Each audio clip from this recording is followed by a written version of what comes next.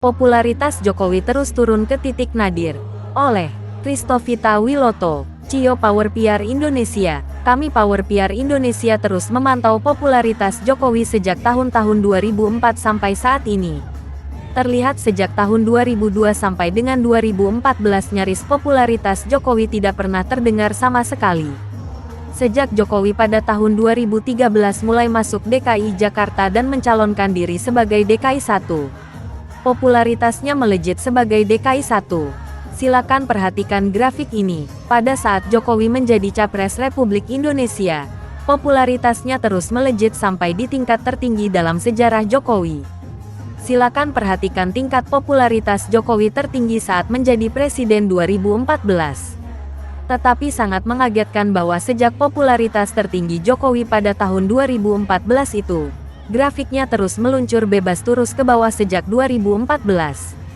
Bahkan di tahun 2015 sampai 2018 popularitas Jokowi hampir setara dengan waktu Jokowi sebagai Gubernur DKI Jakarta.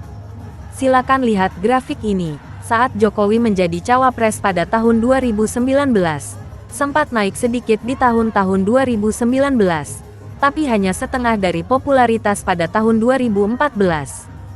Silakan perhatikan baik-baik grafik berikut ini. Dan sejak 2019 grafik terus meredup, dan jatuh mengelincir ke bawah sampai sekarang. Kondisinya popularitasnya sejak 2019 berada di bawah ketika sebagai Gubernur DKI Jakarta. Bahkan terus di bawah kondisi itu. Dan kondisi popularitas Jokowi terus meluncur melemah ke bawah. Bahkan sempat dikalahkan oleh popularitas Bunda Korla. Upaya Jokowi untuk meningkatkan popularitas sudah dengan cara yang ekstravagansa dengan biaya negara yang luar biasa.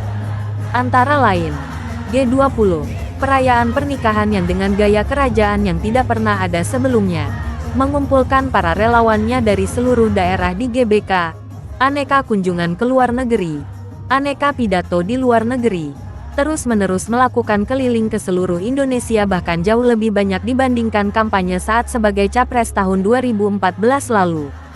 Tapi popularitas Jokowi terus merosot sampai saat ini. Untungnya Megawati tidak mengizinkan Jokowi untuk ngotot 3 periode. Seandainya Megawati mengizinkan Jokowi 3 periode dengan popularitas yang semakin menuju titik nadir, sudah pasti Jokowi akan hancur lebur dihantam oleh publik. Dengan kondisi popularitas Jokowi yang semakin buruk ini, sudah bisa dipastikan Jokowi ada crash landing.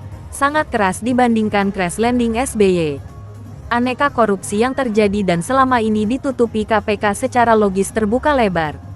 Kebakaran Kejaksaan Agung pasti akan terbuka lebar, dan secara logis akan menyeret Jokowi. Kasus Sambo akan juga secara logis akan membuat kasus-kasus lain yang secara konsekuensi logis akan menyeret Jokowi. Belum lagi hutang negara yang membengkak tinggi dari kereta api cepat Jakarta-Bandung. Serta biaya memaksakan kehendak membangun IKN yang sepi investor dan menghabiskan APBN.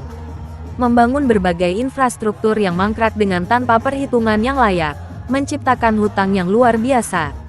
Singkat cerita tingkat popularitas yang sangat rendah dari Jokowi, mencerminkan tingkat kepercayaan publik terhadap Jokowi yang sangat rendah akan menimbulkan disaster bagi rakyat Indonesia. Wallahu alam.